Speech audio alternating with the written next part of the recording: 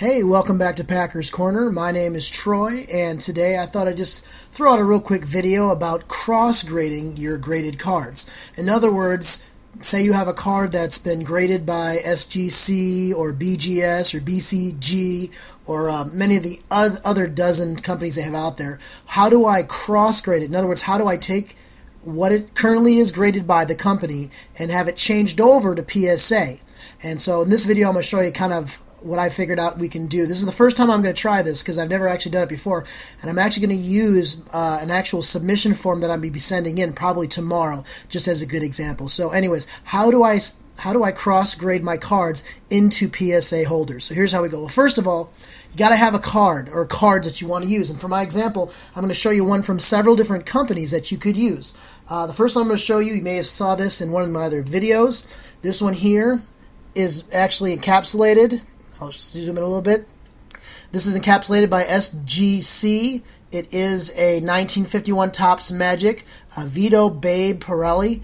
This card is just a 2, and I'm getting it graded to PSA because, well, most of my cards are in PSA. And also I've noticed that vintage-wise, BGS, or as they say, BVG, I think they call it, I don't really see too many vintage cards in that. So PSA really deals a lot with the vintage cards, least extreme. So there's one card, SGC.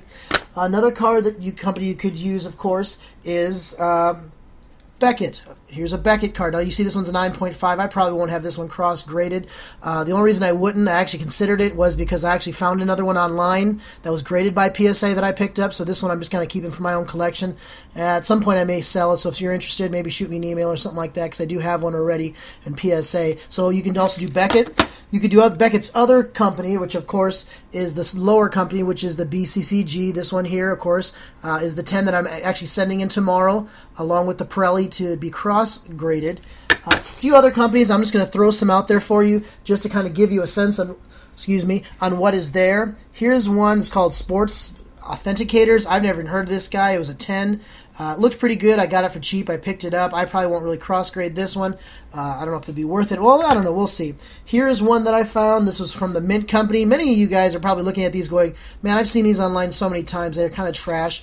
Here's another one. This one, I don't even have a clue what it is. GradeMyCards.com. Okay. They're probably a good guys. They probably have good intentions, but it's not PSA. And I'm not going to cross-grade that one. And also this one here, which this one really boggled my mind. Talk about generic as it gets. There we go. So anyways, those are, so you find your cards that you want. For the two, of course, I'm going to use for my examples today are going to be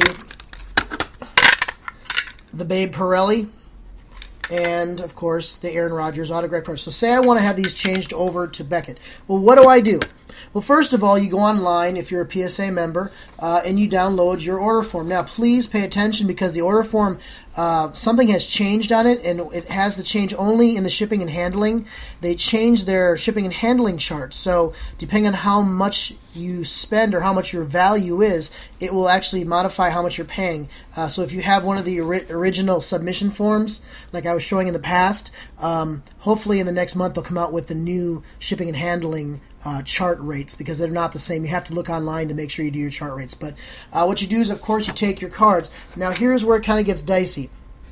When you want to send them in, first of all, of course, you fill this all in as you normally would. Let's see if I can zoom that in there for you. And the part where you really have to worry about when you start to certify, cross-certify, is the certification number and the minimum grade. Now if you look there, what the certification actual number is, when they ask you for that, I had to call today twice just to make sure. In these, the certification number is, what are those little bitty numbers below the BCCG? They want to know exactly what was the number. If you're doing SGC, it would be, what are these numbers right here? Those little numbers right below there, below the grade. If you're doing a Beckett, you guys are probably getting the idea on this. It's the numbers right here. Those are the three main companies you'd probably want to cross-grade from anyways. The other ones, some of them don't even provide them, but many of them have some. Again, on this one here, right there is the cross-grade number, the certification number. This one, the certification number, is actually on the back of them. So what they're wanting to do is to make sure you are saying, this is my card. Make sure you write it down someplace. They can't switch your card on you because that is literally your card. So after you have that written down, go ahead and write that down, what your certification number is.